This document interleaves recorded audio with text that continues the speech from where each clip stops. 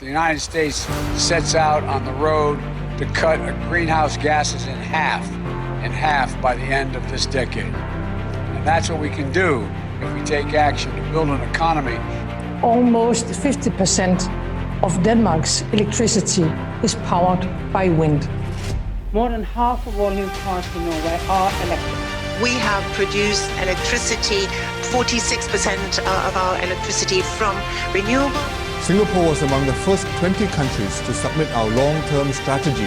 Nous engageons le combat pour réduire les émissions de méthane. We will rise above the global climate and environment challenges.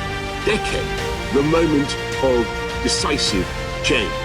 Science tells us it's not too late yet, but we must hurry. And that is what Europe is doing.